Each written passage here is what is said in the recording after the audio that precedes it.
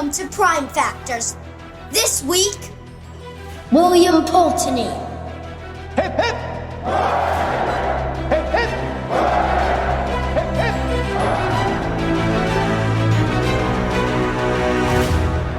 Hello, and welcome back to Prime Factors. I'm Abram, I'm here with my dad. We are reviewing all the British Prime Ministers from Robert Walpole to Keir Starmer. That was fun to say. We have a new Prime Minister. By we, I assume you mean British people. We're Americans. I know, but it's still fun. This is UK Special Episode 1, William Pulteney. It's special because he was only Prime Minister for 2 days and most people don't count him. But I do, so I asked my dad to talk about him. He's pretty fun, though. We haven't decided on James Waldegrave yet, the other disputed Prime Minister, but we'll figure it out when we get there. Don't forget that you can find us Apple Podcasts, Spotify, YouTube, and at www.primefactorspodcast.com. If you like us, please like, subscribe, comment, or review since it helps other people find us. Even though he was only Prime Minister for 2 days, Pulteney has several towns named for him. Today, we are recording in Bath, New Hampshire. In a castle. Well, we're recording in the visitor center. Of a castle. Of a castle. We're not quite in the castle. We were in it a few minutes ago. We were, and I think I may put something at the end of the episode that will talk a little bit more about the castle. We could have gone to Pulteney, Vermont, but that's a longer drive, and this was already crazy. 2 hours and 40 minutes to get here, plus traffic. It's fine. You listen to podcasts in the car. Should finish to Talis Reikiam's Franklin D. Roosevelt on the way home. Yeah, actually, that one's 3 episodes, so maybe we won't finish it. I want to also shout out and extend my thanks to the Primetime Podcast. They have been reviewing Prime Ministers since last October, but I only just found out about them. They've been incredibly gracious and welcoming, despite us marching on the same ground. Their style is different. They have 3 hosts. They spend a lot of time talking about Parliament procedures and the mechanics of the UK system, and they have shorter biographies. Please check them out if you want more Prime Ministers in your life. And hopefully they'll ask the same thing in one of their episodes about us. I hope so. Maybe they'll mention us. That would be nice. I hope they will. They sound good, but I liked our town sections and silver spoons. And picture this. All right. Speaking of which, are you ready, Abram? I'm ready. Picture this. We're in a dark, wood-paneled room, lit by oil lamps that cast flickering shadows on the wall. The air is thick with the smell of fresh ink and sweat, and the room hums with activity. Men and boys scurry around a complex machine of wood reinforced by iron screws. It groans and creaks as a pressman turns a heavy lever, driving ink-covered frames filled with type into damp paper sheets. Despite the freezing December night in Covent Garden, London, the room is stiflingly hot. 2 older men stand near the press, the scurrying workers giving them wide berths. They watch with keen interest as copies of the first page emerge from the press, still damp and glistening with ink. The older of the 2 men, a distinguished figure in his 60s with sharp features and an air of authority, is Henry St. John, the Viscount Bolingbroke. He wears a finely tailored coat of dark blue velvet trimmed with gold, a symbol of his aristocratic roots. "The Craftsman" by Caleb Danvers, he reads aloud, pride evident in his voice. "Our first issue." The other man, William Pulteney, takes the page from Bolingbroke's hands. He wears a simpler yet still elegant brown coat and breeches. It's a good name. It sounds rustic and trustworthy, certainly more than if your or my name was on the cover. Rustic? Pshaw! You're the one who insisted we take up half the first page quoting Cicero fighting corruption in Rome. In the original Latin, no less. Not everyone shares your love of the classics. The 2 men share an anachronistic high five at the mention of ancient Rome. "This is how we'll strike back at that fiend, Walpole. We'll bring the everyday men of London to our side, striking with our wits at censorship, unfair treaties, and the corruption that spreads through every level of our government. As long as they read past the first page and don't assume the whole thing is in Latin." The 2 men bicker with pride as the men and boys around them clang out page after page. The pen may be mightier than the sword, but can the press be mightier than Robert Walpole? Dun, dun, dun. All right, before we forget, I have one more thing that we need to do. Editor friend, can you please cue the sad music here? Thanks. We're Americans. We mispronounce English words all the time. It's called English.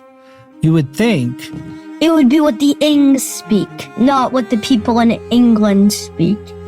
I don't know what a schedule is, nor aluminium. Don't even ask me what a biscuit is. You know what a biscuit is. They think biscuits are cookies, those crazy people. I feel bad when I mispronounce names. That's all I'm trying to say. I have it on good authority that Lord Carteret, as I've been calling him, should have been called Lord Carteret. So pronounced in English, not in French. And that He's not from France, he's from the Channel Islands, which are so much closer to France than England. which is most closer to France and England, but he still pronounces it Carteret. And who I've been calling Stanhope is more properly pronounced Stanhope. We're still not sure about Thomas Pelham Holes, whether it's Pelham Holes or Pelham Holles, as we've seen other smart people say it both ways. So maybe we'll figure that one out for next time, but I think that's enough sad music. Let's keep going. Abram and I were talking about this. Some of our episodes are mostly biographies, telling the story of one man, while others advance the story of the UK.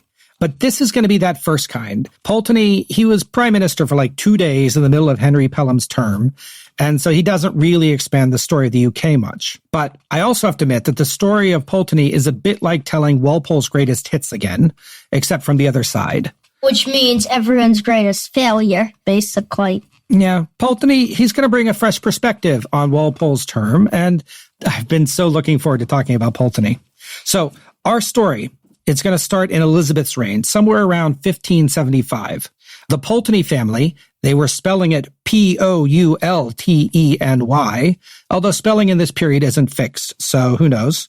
That family is up and coming. An ancestor of our William Pulteney managed to get a large leasehold in the St. James neighborhood of London, not far from Parliament. And this will become the Pulteney family estates, as well as their major source of income. By the time of our Pulteney, the estate's going to bring in millions of dollars a year in modern money. They were beholden to the crown for it because it was technically a lease, but it did remain in the family for generations. The important thing for me is that the Pulteney family were city folk. Unlike any of our other prime ministers so far, they were all born in castles or out in the countryside. The Pulteney family lived and breathed London air, however nice the London air was in the 1600s. I'm guessing it wasn't that nice. Didn't they, poop in the same place they got water from or something? Yes, that happened. That happened everywhere at that point, though. I don't know. Well, fast forward to 1624, and William Pulteney's grandfather, whose name is William Pulteney, he's born. So one bad habit that they have is that they're going to name everybody William Pulteney. His grandfather's William Pulteney, his father's William Pulteney, he's William Pulteney, and his son is William Pulteney. So to keep his grandfather separate from the others, we're going to call him Sir William, although of course he's not a sir yet, he just was born. His great-grandfather, who was Michael Pulteney, so clearly they did know other names. They fought in the English Civil War as royalists. So soon-to-be Sir William was a captain of a regiment of foot soldiers. So are they soldiers that kick people instead of use their swords? Well, foot soldiers mean that they're fighting on the ground and not fighting on horseback.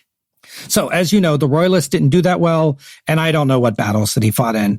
During the Cromwell years, William kept his head down, he became a lawyer, and when Charles II came to power, Sir William was knighted for his support and made the commissioner of the militia for Middlesex. From here, Sir William started climbing the ladder. There was a separate and influential family in Leicester called Pulteney, spelled Pulteny, and supposedly Sir William changed his family spelling to match theirs to create a family link where none existed. That said, other biographies that I've read said that they really were related to the Leicester family, but that the spelling wasn't a final thing. So I don't know if this story is completely made up, but it's kind of cool if he was thinking, I'll change the spelling of my name in order to sound more famous than I am. So this isn't a biography of him, but for our story, two key things happen. Sir William had a son named William, whom we are going to call Colonel William or Colonel Pulteney to keep them separate. But of course, he's just a baby. He's not a colonel yet. Sir William met and became business partners with a guy called Henry Guy. So Henry Guy also entered Parliament in 1679 for Westminster, further cementing the Pulteney family as the London elites. Now, I don't know the details, but Sir William and Colonel William had a very difficult relationship. Colonel William, in addition to being a colonel at some point, was a businessman, but not a good one. Sir William on multiple occasions had to pay off his debts. Their relationship must have been bad because Sir William will explicitly remove his son from his inheritance. And that's practically unheard of in a period where the oldest son inherits is the law of the land. Good news, on March 16th, 1684, William Pulteney is born. He was born the eldest son of Colonel Pulteney by his wife, Mary Floyd. And this is as good as time as any for Silver spoons! So we've already mentioned Pulteney's father and grandfather.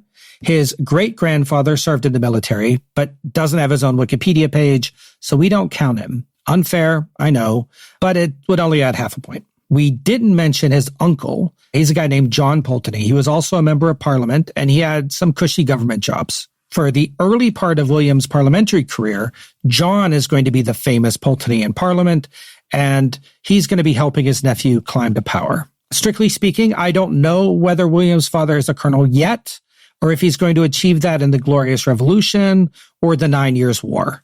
Because we don't know whether he was a colonel or not, we're going to give him the points.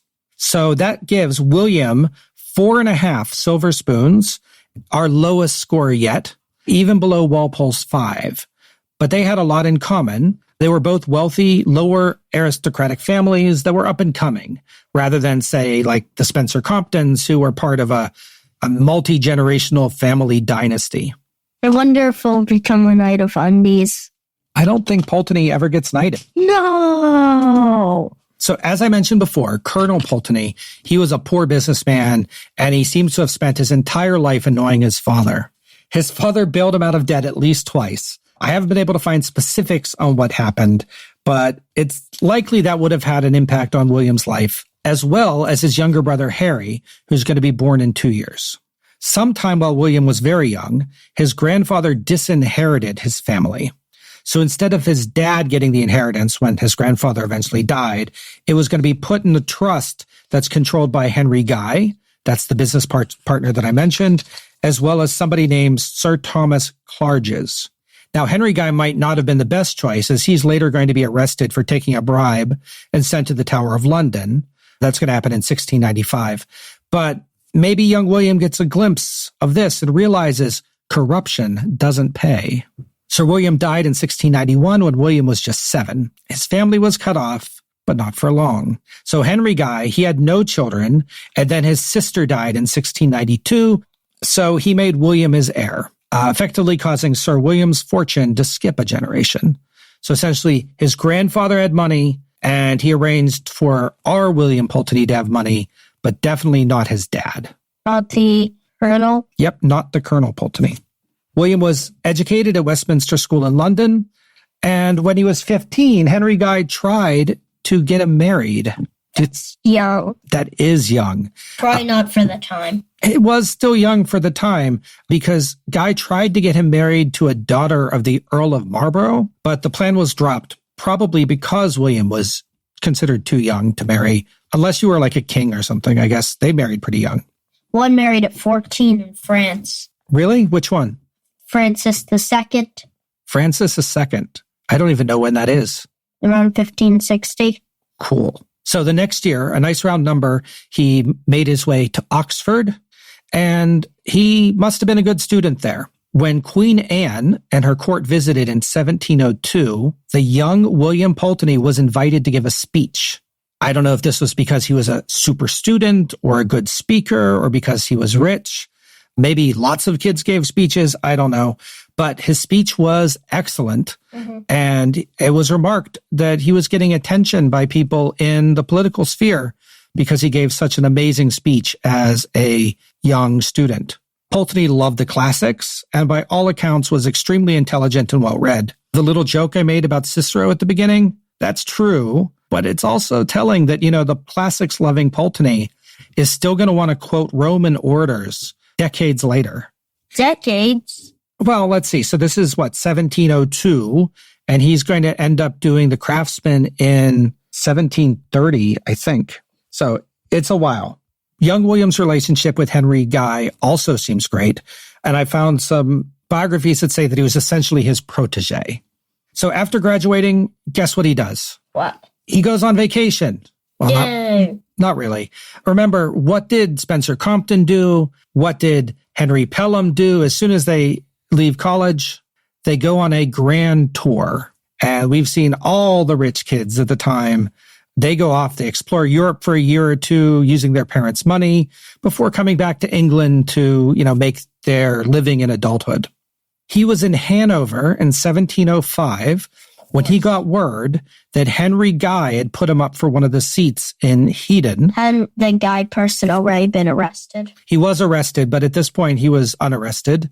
I mean, he was in the Tower of London for however long, and then he got out, and then he got back into Parliament.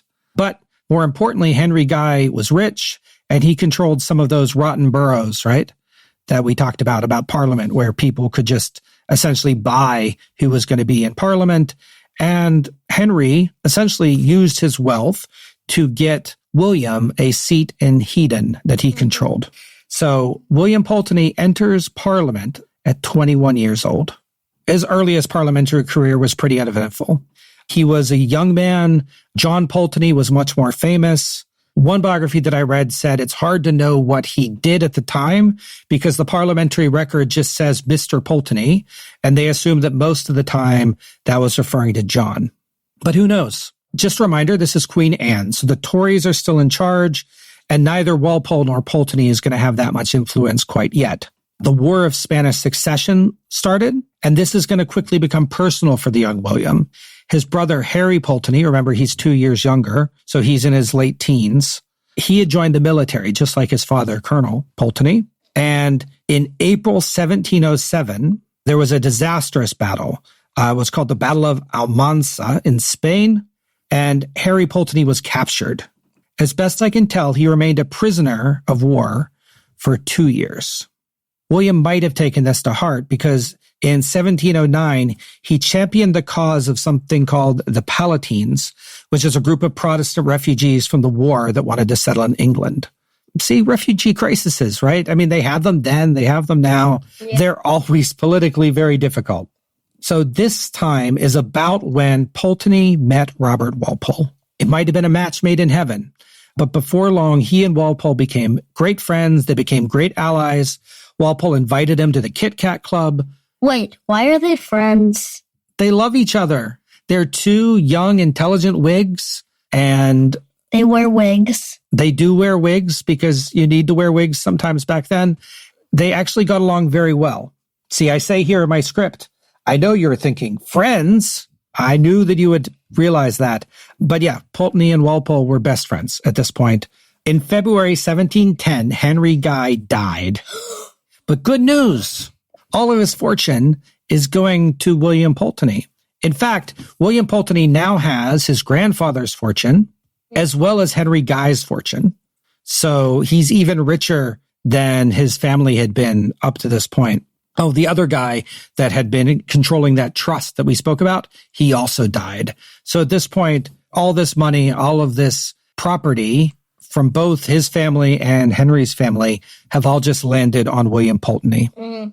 His father is still alive, but it's not clear how much involvement he had with his dad. I saw a note that he might have paid off one of his dad's debts, but for the most part, it doesn't look like they were that close. There was talk that Pulteney was going to rename himself, that he was going to be either William Guy or William Pulteney Guy, but he didn't end up doing that. Pulteney Guy. I mean, it's possible that he realized that if he named himself Guy or Pulteney Guy, that it was just opening himself up for some jokes. And that if he married, then you know where that would go to. He would have a wife whose last name would be Guy? And so then they'd Mrs. Guy. Mrs. Guy. Yeah, that would be funny, actually.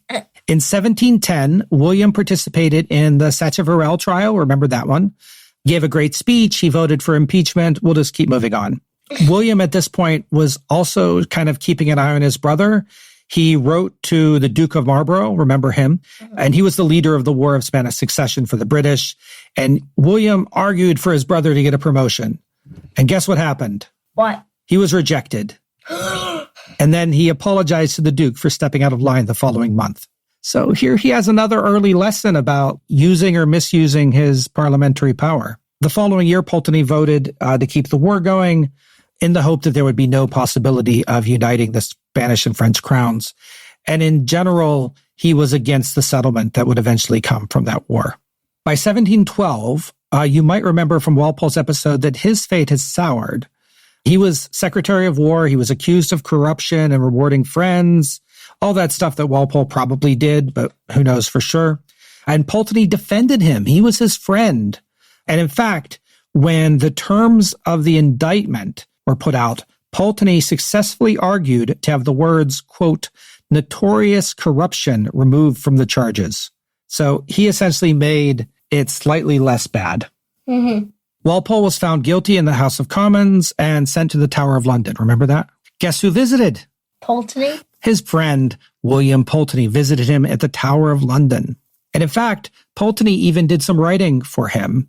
So remember that Walpole, while he was stuck in the tower and then after, he was starting to write some pamphlets and things. We didn't talk about that too much because Walpole was already a long episode. And Pulteney helped. He wrote an attack on Oxford that Walpole used. As a writer, Pulteney is also going to be attacking censorship. So that's going to be something that comes up important later. After the death of Queen Anne, George I comes to the throne with the Hanoverian succession, and he immediately favors the Whigs. Charles Townshend, he was Walpole's brother-in-law. He effectively runs the show, and he makes Pulteney into the Secretary at War. That's his highest role so far, and the same role that Walpole had had just a couple years before. Along with his success in Parliament and his new job, Pulteney also found love. He married a woman named Anna Maria. She was the daughter of a plate glass manufacturer and a military contractor. They married in December 1714. Good news, she's very rich. And together, they are very, very rich. He is a little old at this point, so he's already 30, and that's a little bit old to get married. And even more strange, they're not going to have any kids for 17 years. That's old to have kids. That is old. So I don't know why. I'm sure there's a good reason, but I honestly don't know why. Shortly after the wedding, his dad, Colonel Pulteney, he dies. One biography I read said that he, William Pulteney, maneuvered to not be responsible for any of his father's debts after his death. The next years are good for Pulteney. He was on a secret committee that opposed the Treaty of Utrecht. He helped to get his father-in-law a job as a deputy commissioner so that he could sell weapons to the British Army easier. He was even added to the Privy Council in 1716. His career is going great. And then something happens. Now, in 1717, remember, Walpole resigned from the government, right? He was going against Sunderland and Stanhope. You mean? Stanhope. Yep. Thank you. He's not hoping for something. He's a turnip. No, Townshend is a turnip. Remember, he's called Turnip Townshend. So Walpole at this point was disagreeing with the foreign policy. He thought that George I was acting more like the King of Hanover than Britain. And because he is more of the King of Hanover than Britain. Well, I think he's an elector of Hanover. I forget the exact title that Hanover had. Guess what Pulteney did? He abandoned his posting and he resigned from the government to back his friend. So Pulteney, Walpole, and several others have now become the opposition Whigs, fighting against Sunderland and Stanhope. Now, that said, you would think that resigning his role would win him some points with Walpole, but this is when things start to go bad. So in 1718, Walpole sided with the Tories to try to reduce the size of the army, but Pulteney, he's from a military family. His father and brother had served in the army, so he wasn't happy. He actually spoke in the House against Walpole for the first time. Walpole was just trying to reduce the expenses of government and try to keep England out of war, but this is the first time that they disagreed. I think I'm on Walpole's side here. By 1721, remember, Walpole had managed to outmaneuver Sunderland and Stanhope. He took advantage of the South Sea Company crisis, and that Walpole was essentially able to come back to power stronger than before. And in 1721, that's when we usually say that Walpole is now prime minister, right? So when Walpole came back, he brought in many of his friends and gave them good roles, right? Townshend was going to be Secretary of State for the Northern Department. Carteret would be the Secretary of State for the Southern Department. Newcastle, Thomas Pelham Holles would be Lord Chamberlain. Lots of other names we haven't talked about, but there's a name missing from the people that Walpole was helping in 1721. William Pulteney was not brought back as a Secretary at War. Walpole had deliberately left him out of the new government. Sources differ on why. Some people say that Walpole was angry at him for going against him on that bill. Some say that Walpole was nervous about Pulteney because maybe he's going to become too powerful, that he's too good of a speaker, and if he's kept around, then maybe he'll outshine Walpole. Some other sources say that no, Walpole was being very nice to Pulteney. He offered him a peerage, go, here's a title, go to the House of Lords. But as you know, oftentimes when Walpole sent people to the House of Lords, it was to keep them out of his hair, because Walpole wanted to be responsible for the Commons and not the Lords. And promotions were good, but it meant that you couldn't bother him anymore. So Walpole famously said that every man has his price, and he didn't seem to know Pulteney's. And after years and years of being friends, now they're enemies. Pulteney wasted almost no time to become Walpole's maybe biggest enemy. He learned from his time working with Walpole as a member of the opposition Whigs. He knew how to work against a ruling faction. By as early as July 1721, Pulteney accused Walpole in the Commons of being a liar. Essentially, they had taken different positions while governing than he argued when he was in the opposition. A few months later, in February 1722, he attacked Walpole by saying that his investments in the Bank of England were causing him to make bad choices for the country that could only make Walpole rich. Walpole, he said, was increasing his personal fortune by, quote, indirect means and corruption. Those are fighting words. So those were just two examples, but there was a lot of stuff going on between Walpole and Pulteney. And Pulteney was just consistently pushing back against Walpole in ways that he felt that he might not have been completely above board. Now, in the election of 1722, Pulteney worked to increase his own influence. He was able to get his father-in-law a seat for Steyning, his brother in Hedon, and his cousin, a guy by the name of Daniel Pulteney, who'll come up again. He's going to be in Preston. And at the same time, George I made Pulteney's estates in London into a freehold. What's a freehold? Well, basically, up to this point, Pulteney and his family have controlled that territory in London as a lease. And George I says, oh, no worries, guys, you can have it. It's yours now. So, in other words, he's even richer than he was. And finally, in May 1723, Walpole gave him a job. It wasn't a big job, but it was something called cofferer of the household. So essentially, he worked under George I. He works to be the one to cough whenever someone coughs. Cofferer of the household means that he essentially was responsible for paying the servants in King George I's household. So it was a job that involved money and gave him sort of a perspective to see what the king was spending on, at least in some areas. We're going to pause from William Pulteney for a second because I want to talk about somebody else. A good friend of yours, Henry St. John, the Viscount Bolingbroke. Now, you've been asking about him for a while. You really liked him in the Walpole episode, right? He's the classic villain. He was. But to Pulteney, I don't think he's a villain. So since he's going to be important to Pulteney's story, let me catch you up. So Henry St. John, he was a Tory Secretary of State for Queen Anne, and he served as the Secretary of State for both the Southern Department and the Northern Department at different times. He was the Secretary at War, and he was very important to Anne, an important member of the Tory governments of the 1710s.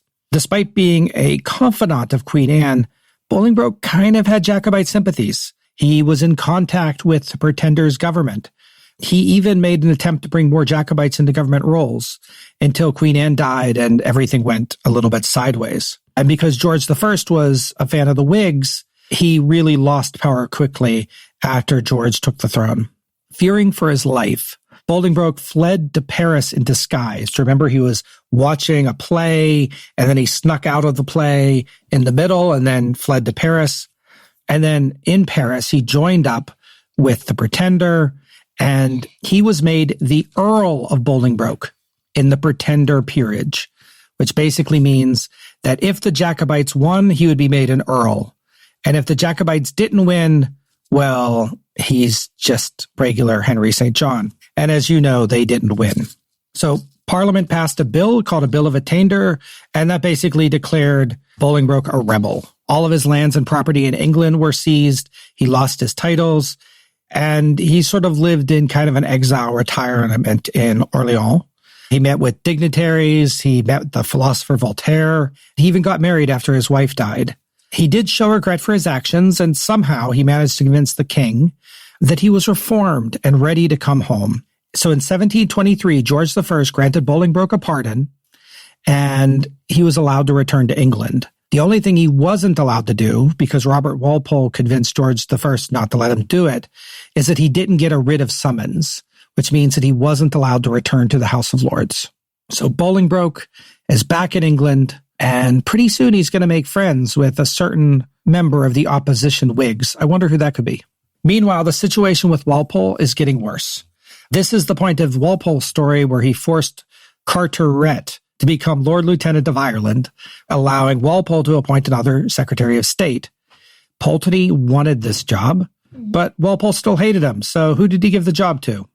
Give you a hint. He has 3 names at a peerage. Thomas Pelham Holles.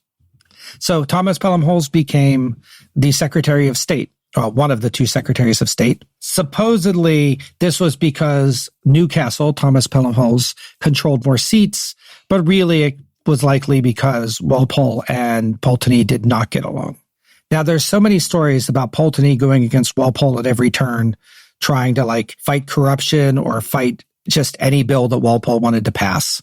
So if I told you about all of them, this episode would be even longer than I'm sure it already is. But I am going to tell you one, because it involves a woman called the Mad Duchess. So this woman, her name originally was Elizabeth Cavendish. She married the Duke of Albemarle, or Albemarle, we don't know which, and she moved with her husband to Jamaica, where he was made the lieutenant governor of the Jamaica colony. They made a fortune there, but he caught one of those tropical diseases and died. She was now a very rich widow, but the strain may have caused a mental break, and she soon got that nickname as the Mad Duchess. Even though she was having mental challenges, she was rich, so the Duke of Montagu wanted to marry her.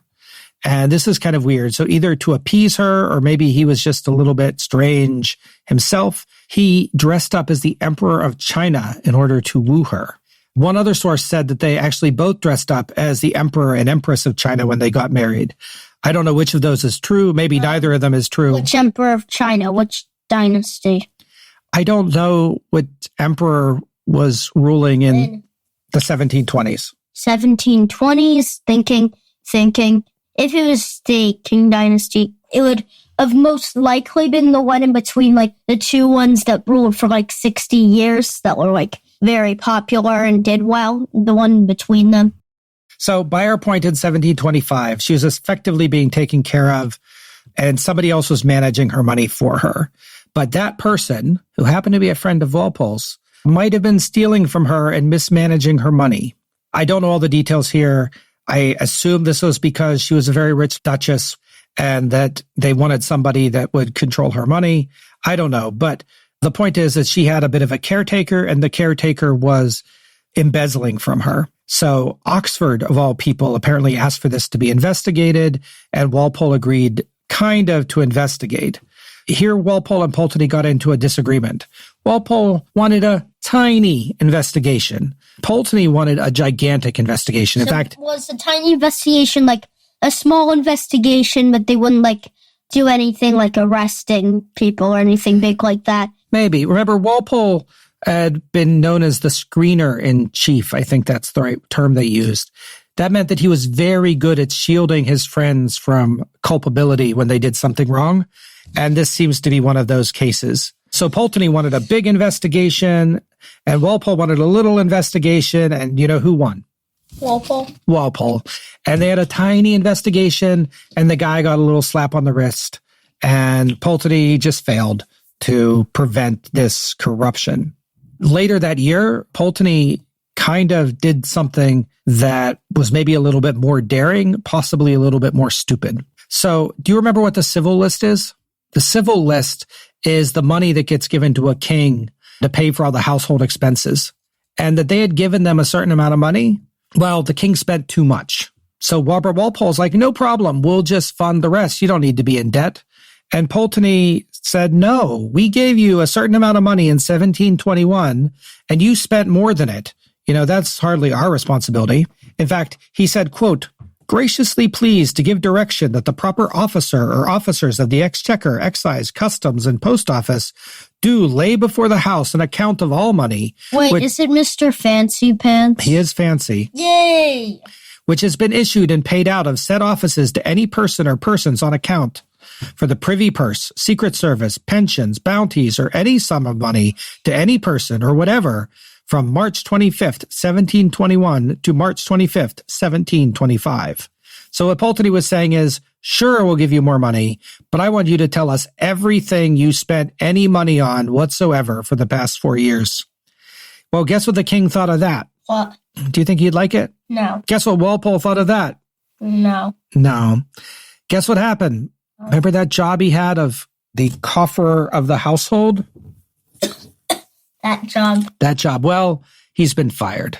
Unfortunately, Pulteney is now out of a job and a little bored. Without a job, he needed to find a different way to fight corruption. I mean, he was still in Parliament, mind you, but the way he was doing it in Parliament clearly wasn't working. So this is when Bolingbroke. Now, Bolingbroke, when he came back, he had lots of dinner parties. He basically just tried to be friends with everybody. And in December 1726, Pulteney, who had talked to him at one of these parties, agreed to work with Bolingbroke and his cousin Daniel Pulteney to make their own newspaper. The newspaper would be called The Craftsman, and it would be an opposition newspaper that would go against everything that Walpole was pushing for. The civil list, the excise tax, how much money the Prince of Wales was spending, anything that was on their mind, they could write about it in this newspaper. Pulteney wrote in it, Bolingbroke did, Daniel did, but also other important people. So Jonathan Swift, who wrote Gulliver's Travels, we talked about him once. He wrote some articles for this paper. A guy named Alexander Pope, he was a famous writer and poet at this era. And they made this newspaper, and the opening, the first page of this newspaper, just like I said in the introduction, was Latin, a speech by Cicero. Now I'm going to read you a little bit of this speech because it sort of underlines what Pulteney thought he was doing. He was comparing himself to the great orator Cicero, saying, quote, Verres, that's a corrupt person who was around in the Roman Empire, Verres had been brought to trial, a man condemned by everyone's opinion, by the magnitude of his wealth and by his own hope and boasting. I have taken on this case, judges, with the greatest willingness and expectation of the Roman people, not to increase the hatred of our order, but to relieve the common disgrace. I have brought before you a man by whose condemnation the lost reputation of the courts can be restored. You can reconcile yourself with the Roman people and satisfy foreign nations. A plunderer of the treasury, a tormentor of Asia and Pamphylia, a robber of urban law, a stain and destruction to the province of Sicily, concerning whom, if you judge sternly and religiously, the authority which ought to remain yours will be preserved. But if the immense wealth of the man shatters the sanctity and truthfulness of this court, I will still achieve this. The judgment will seem to have been in the interest of the state rather than the accused, or that the accuser was wanting in duty towards the accused. Super fancy, but let me tell you what he was saying. Not as fancy as Walpole. It's true. But he said it in Latin. I'm giving you the English version. Oh, so Latin means 10 times more fancy than it is. So essentially, there's a rich man named Verres who Pulteney is comparing to Robert Walpole, and Verres was essentially on trial, but because he was so rich, he couldn't get a fair trial. Do you think that happens today? Maybe. Yes, it does. Unfortunately, our political system sometimes bends towards the people that have the most money. Essentially, Pulteney is going to be writing this newspaper. He really sees himself as like the next Cicero, and that he's fighting against all this corruption in the British state. He said, quote, the administration has done more to introduce corruption than ever was done before. So this rebellion of sorts, this pushback that he's doing against Robert Walpole, is going to coalesce into something called the Patriot Whigs, which is going to be the faction that is led by Pulteney and later by Lord Carteret. He was also so anti-corruption that in 1729 he made an important promise, probably a bad one. He promised that he would refuse any more government jobs so that he couldn't be accused of being corrupt. A year later, Walpole finally wanted to make peace with him. He offered him a peerage. He offered to let him replace Townsend when he left. And Pulteney said, no, I'm not going to take a job in your government. I'm going to be fighting you from the outside. Of course, George I died. When did George I die? 1727. And he was replaced by George II, but Pulteney wasn't involved in any of that. One of the things that was happening in this time was that people liked to make fun of Walpole, and the people liked to make fun of the people in Parliament. And remember that Walpole hated that so much, he actually passed a law that would censor plays, and that stayed on the books until the 20th century.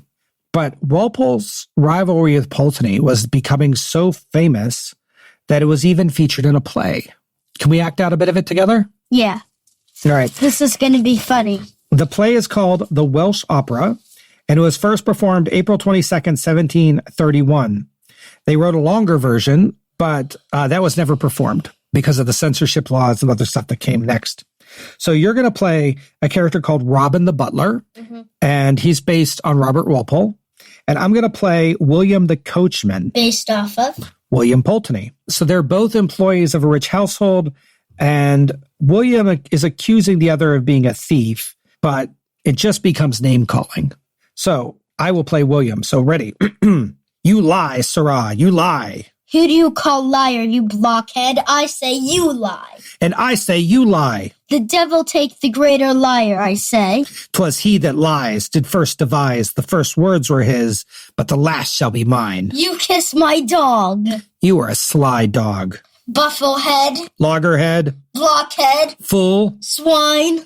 Fox. Sirrah, I'll make you repent you ever quarreled with me. I will tell my master of the 2 silver spoons you stole. I'll discover your tricks. You're selling glasses and pretending that the frost broke them, making your master brew more beer than he needed, and then giving it away to your family, especially to feed that great swollen belly of that pot-gutted brother of yours, who gets drunk twice a day at the master's expense. Ha, ha, ha. And this is all? No, sirrah, it's not all. Then there's your filling the plate, and when it was found later, pretending that it was wasted in cleaning, and your bills for tutty and rotten stone when you use nothing but poor whittling. Sirrah, you have been such a rogue that you have stole above half my master's plate, and you spoiled the rest. That was funny. That is fun. So the thing I love about this is that it's showing everyone is aware that Walpole and Pulteney are just constantly sniping at each other. They're just enemies, and they used to be friends. Yeah, they did. Well, aside from that play, the situation from Pulteney was becoming even more heated. Like, the craftsman was hated by Walpole and his government. They looked for ways to close it down. But although the craftsmen kind of started high-minded, they gradually did more personal attacks. In late 1730, Pulteney was insulted in a pamphlet, probably written by one of Walpole's supporters called John Hervey. And in response, he wrote an insulting attack against Hervey in the pages of the Craftsman. So specifically, he said that Hervey was probably gay, or that he liked both men and women. Now, these days, that wouldn't be as big of a deal, but back then, this was a big insult and something that you didn't announce publicly, even if it was true. So Hervey challenged Pulteney to a duel. This is going to be a duel with swords, not with guns. I didn't know they did duels with swords back then. You really couldn't deal with guns back then, so I guess they did it with swords. In January 1731, the two men met somewhere in London, I don't know where. They drew their swords. They each had a helper to make sure that the duel was fair, and they attacked each other. Pulteney got a cut on his hand. Unfortunately, Hervey was stabbed several times and had to be taken away. Pulteney won the duel. Because the other person died? And the other guy, he's eventually going to recover. But this is kind of like the first time in the story where I really am not feeling very happy about Pulteney. It was only a couple of months after that where Pulteney almost got into a duel with Henry Pelham. Do you remember from Pelham's episode? Yeah. Like they were fighting over funding in the army and they almost got into a fight there. Yeah. Pulteney's insults in the Craftsman just kept getting worse and worse. And one of the insults that he made to Walpole, I'm going to read, it said, quote, You may go on misapplying the public treasure and prostituting your royal master's name in your own dirty service. But you shall know, sir, that you have men to deal with, and while there is a hand able to write or a press open in the kingdom, your infamous scurrility shall not go unanswered. He was basically saying that Walpole was abusing the king, but he was also saying things about Walpole wanting to close the press. But George II was so unhappy about this that he kicked Pulteney out of the Privy Council. The only good news that happened about this time is that Pulteney's first son is finally born. And this could be maybe why he seemed a little bit extra stressed lately, but his first son is born. Guess what they named him? William Pulteney. And we are going to call him Viscount Pulteney because eventually he's going to become Viscount. So notice he was also 48 when he had his first kid. Whoa. And so that's a little bit old. How many kids will he have? 1. So remember the excise crisis with Walpole? That's when Walpole wanted to change all the taxes and charge more. Pulteney was successfully able to block that bill. Walpole's government almost fell over that, but that really just upset Walpole even more. Because Walpole was so upset, Pulteney recommended to Bolingbroke that he flee back to France. They were very afraid that somebody was going to arrest him or that something would happen. And so Bolingbroke went back to France. And after Bolingbroke goes back to France, the Craftsman becomes, it's still going to be around for a while, but you can see that the wind is getting out of its sails a little bit. But Pulteney is going to spend pretty much all of 1736 in a funk.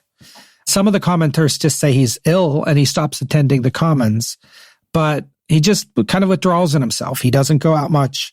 One biography I read said that, he was just tired of being the opposition. He had been the bad guy for like 15 years, and what had he accomplished? And now that his friend had gone back to France, it was just a tough time for him. This is 1736. Okay, so Walpole's time is almost up, but not quite yet. Yeah, because Walpole at this point is going to enter that war that he doesn't want to enter of Jenkins' Ear. And Pulteney is one of the people that sort of pushes it on him. And then when Walpole does bad, Pulteney is going to be the first person to sort of try to charge Walpole with a crime because he's not prosecuting the war very well. Does Bolingbroke ever come back? Bolingbroke's pretty much in France now. I think he's going to retire. He's old, right? Keep in mind that he's older than Pulteney. And Pulteney is 50, so he's probably 58. Well, I think he was 60 when they started the Craftsman. And when did they start? 1866. He's somewhere up there. In 1741, Pulteney's faction gained a ton of seats. Walpole was weakened, and remember they had sort of a no-confidence vote over the Chippenham seat. And finally, Walpole was effectively defeated. Mm-hmm. Pulteney had finally accomplished what he had always wanted, and Walpole effectively stopped being prime minister. Mm-hmm. And with Walpole's loss, you might think that Pulteney would be the one to replace him, because it was Pulteney's faction. I don't think most people will think that. They've already listened to most of our episodes. That's true. But if they hadn't listened to our episode about Spencer Compton, then maybe they wouldn't know, because it was Pulteney's opposition Whigs that essentially pushed Walpole out. But George II even offered him the job. I don't know if I mentioned that before, but George II would have had Pulteney as the prime minister, but remember that he made that promise. And Pulteney said that he wasn't going to take any more government jobs. He wanted to fight the system. He didn't want to be a part of the system. So he turns down the job. Spencer Compton gets it. Carteret is going to become the Secretary of State. He gets to mingle with George II down in Hanover. But Pulteney would at least get a cabinet job, what they called a cabinet role without an office. Essentially, he's allowed to be part of the government, but he doesn't have to take an official job. He said this, quote, "When I declined accepting, though extremely pressed by all my friends, of any employment whatsoever on the late change of affairs in England, I had taken a pretty firm resolution never to concern myself with public affairs any more. I had been long tired with tedious and disagreeable opposition, and was resolved, whether I could get fairly and honorably out of it, never to engage on either side any more. That is, I was resolved to have as little to do with the courts as possibly I could, and I was determined to have nothing to do against them." I'm going to pause here because January 21st, 1742, George Grenville makes his first speech in Parliament. George Grenville? Is it the tax guy? I don't know. I haven't researched him. So, anyways, put a pin in George Grenville. So George Grenville made a speech arguing that they should investigate Walpole's actions during the war. So you put a pin in him. On July 17th, 1742, Pulteney got a promotion. He is now the Earl of Bath. He's the Earl of taking a bath. He's the Earl of taking a bath. And he's no longer in the House of Commons. He's now in the House of Lords. People are going to just start calling him Bath. Call him so they can't call him his name because he's in the bath. He has a son. His son is 11 years old. And so because of the way this peerage system works, and I don't understand all of it, his son gets a courtesy title that is a level below the title of his dad. And so he is now a Viscount. So Viscount Pulteney is now his son. He's 11 and he has that job officially. They're too young to be a Viscount, I'd say. Yeah, but he doesn't get, it's not a full Viscount, so he can't actually go into the House of Lords or anything. It's just, you're going to be an Earl someday, so we'll call you something nice for now. Yeah. So although Pulteney, calling himself Bath, because he's in the bath, he found himself out of power. In fact, Walpole met him in the hall at the House of Lords one day and said, quote, "Here we are, my lord, the two most insignificant fellows in England." Walpole lost all of his power. And quite frankly, Pulteney, because he's in the House of Lords, lost a lot of his. But it's nice that maybe, at the end, maybe they could be a little bit friends again. I like to think so. Yeah. So Compton, as we saw, he wasn't prime minister for long. When did he die? 43, I think. 1743, yes. That led to a separate power struggle between Pulteney and Carteret versus the Pelham brothers. And as we saw in Henry Pelham's episode, Pelham is going to get to be prime minister. Yeah. But this is the first time that William Pulteney, the Earl of Bath, is actively going after the prime minister job that he turned down the first time. Basically, that role becomes a continuation. Carteret stays in power as a Secretary of State. Now, if you remember from Henry Pelham's episode, the Pelham brothers are going to do a power play where they try to force King George II to bring in William Pitt, but he refuses. And so they force the issue by resigning and asking almost all the other Whigs in government to resign as well. Do you remember that? Yeah. So when they resign, on February 10th, 1746, King George II makes William Pulteney into the First Lord of the Treasury to replace the outgoing Henry Pelham. He has a mandate to immediately try to fix the situation. Everybody is resigning. Do something about this. So Pulteney immediately tapped his friend, Lord Carteret, who is now technically the Earl Granville. He got both Secretary of State jobs at the same time. That's the first time that somebody had the Secretary of State for both since Queen Elizabeth. He started filling other jobs, right? He had to go super fast. Find somebody, fill a government as fast as possible. The Earl of Carlisle was made Lord Privy Seal. The Earl of Wiltshire was made First Lord of the Admiralty. But although some of them accepted, many more Whigs refused to have anything to do with his government. They could not fill all of the seats, no matter how hard they try. Even worse, the City of London said that if Pelham was in charge, they weren't going to give the king a loan that he needed in order to pay some of the military debts from all the recent wars. It happened so fast, but it also ended very fast before Pulteney could get everything set up. And it might have been impossible to set everything up, to be honest, with so many people sort of resigning. George II gave up. He handed the power back to Henry Pelham on February 12th. So Pulteney was prime minister for just 2 days. In fact, so short that many people don't think he was prime minister about that at all. But we do, so that's why we're counting him. So there was a good joke that was written about his administration. Let me tell you, quote, "The most wise and honest of all administrations, the minister having never transacted one rash thing, and what is more marvelous, he left as much money in the treasury as he found in it," right? Because he didn't have time to do anything. Yeah. So he didn't spend any money. This was honestly the end of both Pulteney and Carteret's political careers. Both of them are going to end up retiring. Neither of them are going to have much significance after this at all. We'll cover most of what happens next in Thomas Pelham Holmes's episode and maybe Cavendish's episode. Yeah. But let me give you a couple points of what else happened to Pulteney before he died. Remember that he has a kid now. His kid was 11, but he's a little bit older now. Mm-hmm. And the kid turns into a real troublemaker. So at 16, he and his parents got into a huge fight. In fact, his parents thought he had gotten married to somebody without permission. Mm-hmm. Right? And for a rich family who marries primarily for connections and money, that would have been a huge deal. Mm-hmm. So the younger William wrote, quote, Papa, Mama, and I have quarreled about a report of my being married to Miss Villiers and some other scrapes, and they won't see me. I just wrote a long letter to Papa, and one part of it is full of submission, but in the other I threaten him, so that's how he'll take it. God knows I long to get out of this country. I don't know why they thought he got married, but clearly he is a kid that is somewhat difficult to deal with. By December 1747, he wasn't even allowed to go out by himself because, and I'll quote again, Lady Bath is very strict on him and never lets him go out by himself. She is afraid that her son should be debauched, but I am sure that he is wicked enough and wants no instructions. She won't let him go outside because she thinks that he'll hang out with criminals or with bad people. Mm-hmm. But the person is saying he doesn't need to hang out with them. He's bad enough already. Yeah.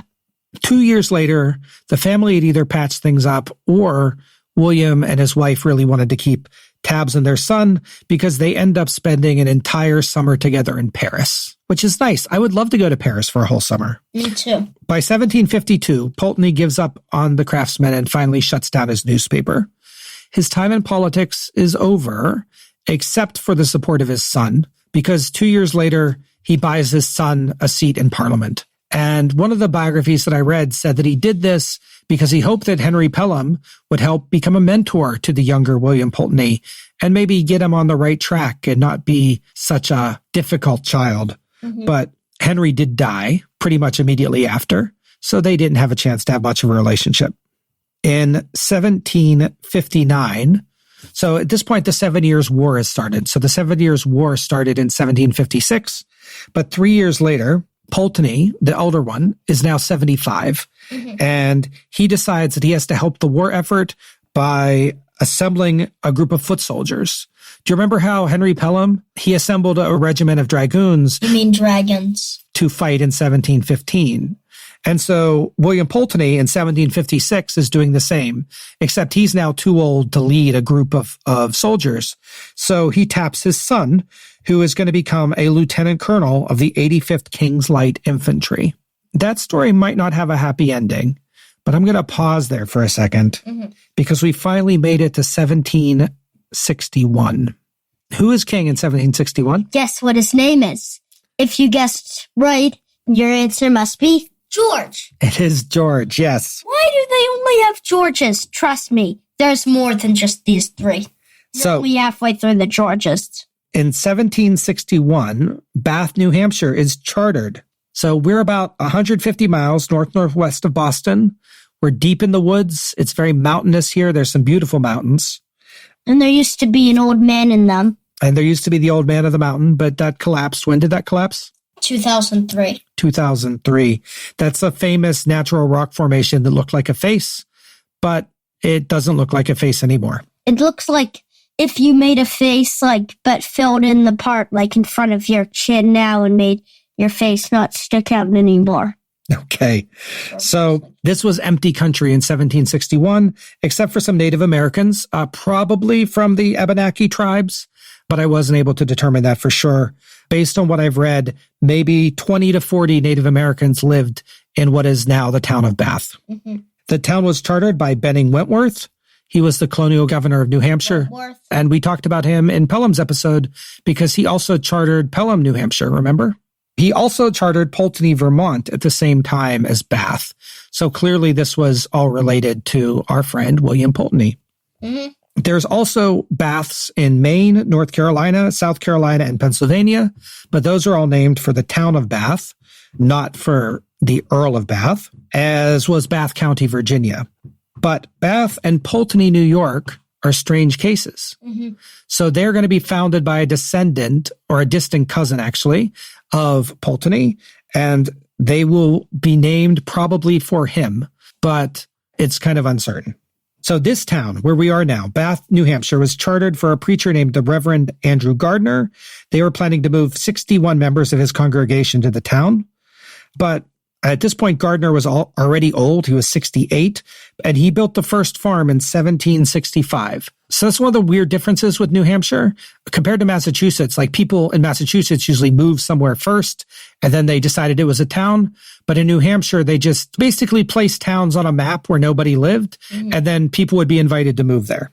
By 1767, there were 22 families in town, but I'm not really sure how many of them were Gardners and how many weren't. And in fact, in 1769, the members of the town basically went to the governor and said, revise the charter, and they removed Gardner from it entirely. So my guess is that whatever he was trying to do with his congregation wasn't very successful.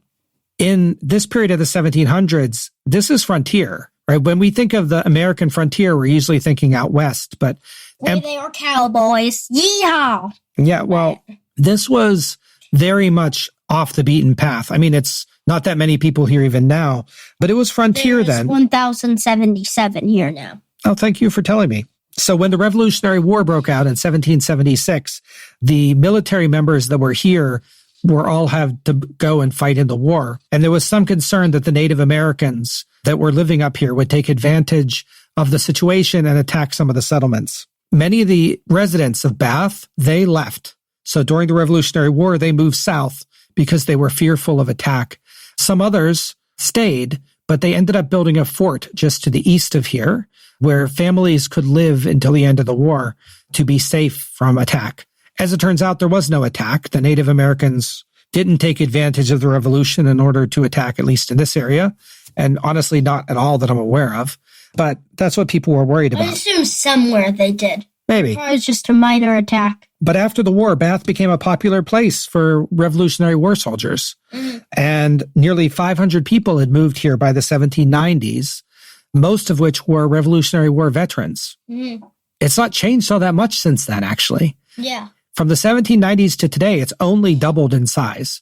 This is still very much a small town in the woods. Like all of the other towns we've covered, except maybe Pelham, Massachusetts, all of the others are like a lot bigger. Pelham, Massachusetts, it's only a little bigger than this. I think it's 1,200 people. But keep in mind that they flooded part of that town. So it was probably like closer to 2,000. It would be closer to 2,000 if they hadn't done that. Yeah. So this town tries to be a tourist town.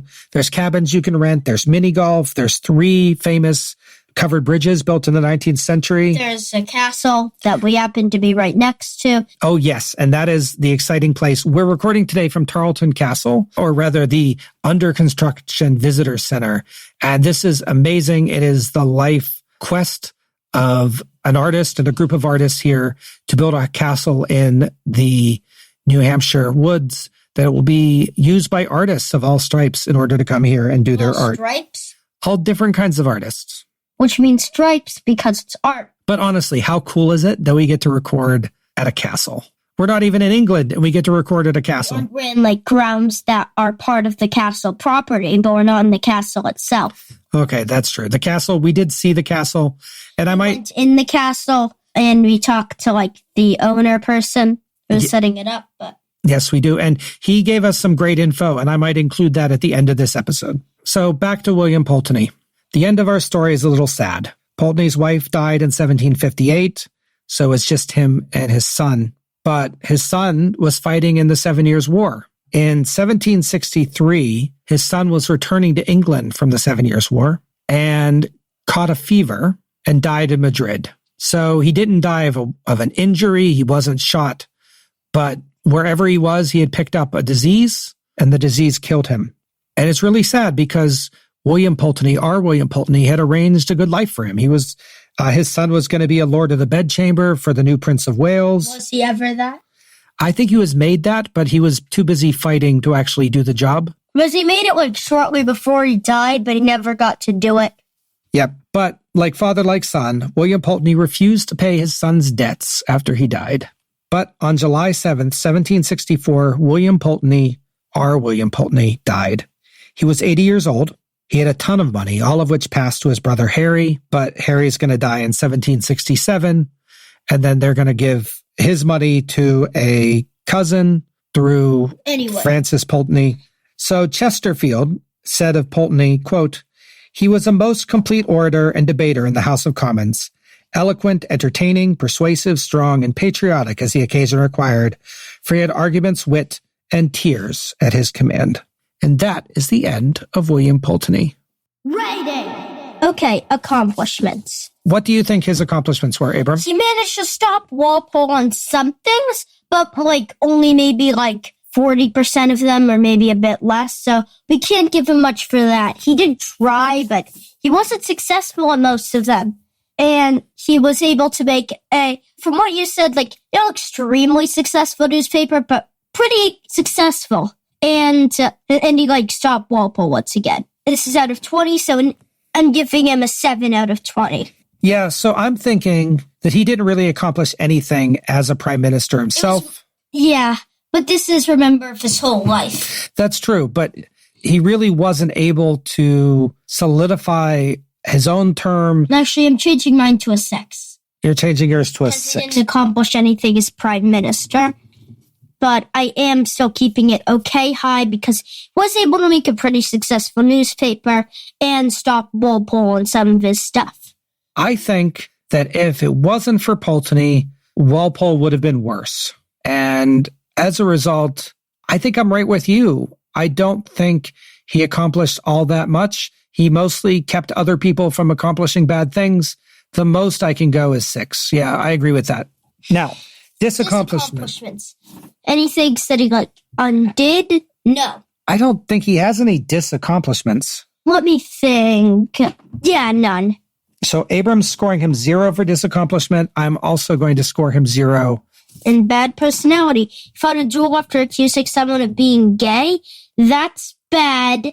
And this, I think, was mostly his wife, but I assume he was involved in the thing with his kid, remember, where he wasn't allowed to go outside. Since I'm not sure he is that involved, I'm only giving him 1 for that. I just don't think that's a good idea, but I'm going to give him 5 for the other 6.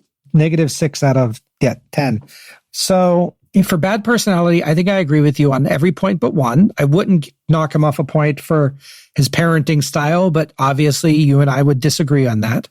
I think that the duel over accusing someone of being gay is really bad. I think that the craftsman started off very high-minded and Cicero and ended up, at least in the samples that get reported on in these books that I've read, it turned into a lot more just mudslinging and name-calling. So I'm going to go -4. Okay. Now, how interesting his life is. We can each give him 10 points. I don't really think we need to go to review. Most of it's boring and he stopped it, but there are a few points of interest, like the thing with his son and him, unless he becomes prime minister, and a few other stuff. I'm giving him 4 out of 10. I have to say, fighting a duel is interesting. The stuff with his son, a little bit. The craftsman stuff I really liked. I'm actually changing mine to a 6 because of the craftsman. A 6. I think I'm going to give him a 5 because it feels a lot like he's not a main character. And so it's hard to make him interesting. I will say that as somebody who has just tried to write an hour-plus long podcast about him, it's hard to make him interesting. So I'm going to go with a 5. Now we're at looks, and each of us can rate him out of 10, and then we divide by 2. This is the first one where I think it actually looks good. Looks like he's very strict. They can tell with his eyebrows, and he's writing something. I'll have to give him, I think, 7. I mean, he's writing something. It's definitely like the craftsman. He's wearing very voluminous robes. I don't think he's quite as high as you. I love that he has books. I think they might even be Roman books, and he's next to a Roman column. Oh, you know what? I'm going with 6. Which means he gets 6.5. Correct. So what is his lifespan, Abram? 80 years, which means he gets 8 points. And how many points does he get for his term? 2 days. Let's see. Is that any hundredths? It is 0.01. Okay, he gets that. So that brings his total up to, do you want to guess? I'm guessing like 25. Very close. 27.51. Are we going to leave that 0-1 there? Yes. Yep. Yeah, we will. So that makes him higher than Spencer Compton, but honestly, still not that good. That leaves the one final question. Known or ice cream cone? Actually, I just realized we didn't look at his card. So before we decide on known versus ice cream cone, can we look at his card? I personally think this looks like he's annoyed, so I don't like it as much. And he wasn't able to form a government. That's just simplified. Yeah, he is the 5 of spades. Praised for leaving as much money in the treasury as he found it in, he never quite formed a viable government as prime minister. After 2 days, he could only find one person to support him. Actually, as we saw, he found 2, but not so good. So, known or ice cream cone? Cone. Cone, yeah. We're sorry, Mr. William Pulteney. You were interesting. I loved researching you. I'm glad that you fought against Walpole and his corruption, But you can't rely on defense for both defense and offense. That is well put, Abram. So, with that, from the woods of New Hampshire, sitting in a building next to a castle still under construction, we say good night. Say goodbye, Abram. Bye. Bye-bye.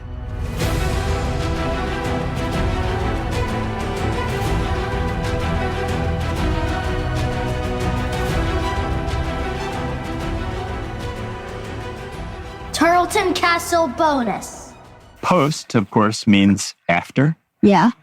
And sol, you can probably figure that one out because that's the same in Spanish or Italian. And the sun. Yeah, the sun, exactly. Very good. Yeah. The one in the middle is the hard one. But look at the B-I-L-A. If you think of bilious, what's bilious? Have you ever heard that word before? No. Well, bilious means puffy and big, like a cloud. Yeah. So after the cloud, sunshine. Yeah. Oh, that's very cool. And that's our family motto. Tarleton is my maternal name. And I liked it because it's not snotty. It includes everybody. Everybody feels that way. Yeah. But that's one of the things we'll be doing here is casting metal. I cast that one at Alfred University because a friend was a director there. If you look here, this staircase runs that way, and then the other one returns. So in order for that to happen, this stairway has to hug the wall and then peel away from it so your head doesn't hit the other steps as it goes up. But I thought it would be fun to see people going in 2 different directions at once. This is the main floor or second level because it's a walkout on the bottom. And then there'll be a Rumford fireplace here.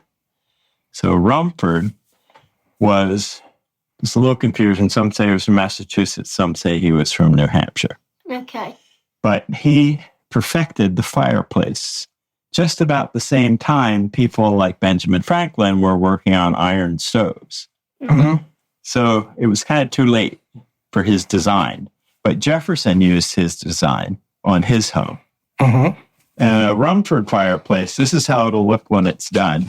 They're taller than they are wide, and they often have an arched top. And the back, which is already done in brick, I don't know if you can see it with those other bricks in the way, but it leans forward, and it's shallow and has these angled wings. So it projects heat across the room. You can sit 20 feet away and warm your toes. You don't have to come up to the fire. Wow, that's cool. Yeah. Rumford was a Tory. So when the revolution broke out, he moved with his wife to Austria and then Germany. And in Austria, he was a mercenary and he fought for them. And in gratitude, they made him a count. So when you become you're awarded a title, you can assume a name. His wife was from Concord, New Hampshire, which originally was going to be called Rumford. So he took the name Count Rumford. Isn't that cool? That is a very cool story. And how high did you say this was again? I'm sorry. It's 75 feet tall. So above our heads will be the library on this balcony. And then there'll be the director's apartment will be over there, a little efficiency. So in theory, I'll live there if I get it done. And then there's a bunk room here. Then on that level, there's a guest room and a puppet and media theater. And then the level above that is a full circle. Whoa. So the full circle is the studio. And then you go up into the cone. So that's the 5th level of the studio. And then in the cone, there will be a little observatory.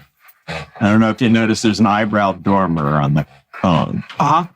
And that's for the observatory. And then that's the 6th level. And then the 7th level, there'll be a balcony that extends out from the cone.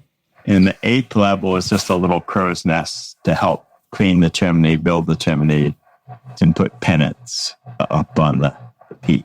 Oh, yes, because you can't have a castle without those. Right. Yeah.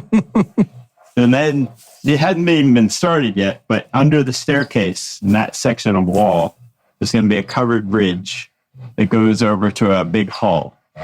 And that'll be the refectory or dining hall, or a flex space, too. Amazing. You have given yourself quite a project here. Well, there's more, too. In different disciplines, we want a studio for glass, foundry metal, ceramics, and everything. So we have to build little studios out through the woods. Yes. And then we have a new board member who's a professor at Savannah College of Art and Design. And he's been building, almost as long as I've been working on this, he's been building a big stone house. And it's about 3 years from completion. And he was building it as a painter's residency. So it's only about 12 minutes from here. So we're going to combine the two entities. So we'll have 2D art and 3D art on 2 campuses. Yes. This is very cool. I am hugely impressed. Yeah. You have quite a vision here. When you're just looking at here, it looks like very tiny. And since there are like so many floors, it becomes like a lot bigger. That's how I sort of feel. Wow. Yeah, it is bigger inside than it looks out from outside. Especially if you stand down below the castle, then it really looks big because you see the extra floor below us. For a couple of years, we had interns come from art schools who made a sculpture here and then also worked on the castle or the studio. But COVID interrupted that, so we haven't reinvigorated those programs, but we will. It's awesome. Yes. I don't have a better word for it. I know. This is awesome. I'm glad that we came all the way up here. I am too. Good. Eventually, hundreds of artists will add details to this castle. I had it all designed, but I want to step back. For example, there are going to be 2 columns here. So imagine if 2 friends or a couple or 2 frenemies each designed the column that related to one another. Like a yin and yang or other way of playing one off another, abstract and realistic or whatever. Sounds fantastic. And you said this will be the visitor center? Yes. And sometimes functions as that. Right now, it's just mostly a still ring. So this is turned around. It's backwards from the way we display it normally. So, you're parked right here, and we're in this building. Right. And we just walked up from the castle. Right. This is the refectory that we'll build. And this will be an elevator. So it will be wheelchair accessible. Because I can't make this one wheelchair accessible. There'll be handicap parking here, a ramp. You can do the main floor of the castle where we just were, the covered bridge, and then all levels of this building. Here's an example of one of the studios we'll be building. This will be the glass studio. And then, much more to the property. Right. The big studio I'm building is right about where you are, Abram. This is where I'm working right now. Bibliography.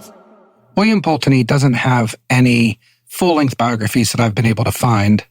And he's even short a few of the parliamentary chapter-length biographies, as he was not officially a prime minister. Instead, the research for this post primarily consisted of tallying up all the references to Pulteney in the several reference books that I've already used for Walpole, Henry Pelham, and for Thomas Pelham Hulls, as well as chapter-length biographies in the History of Parliament series.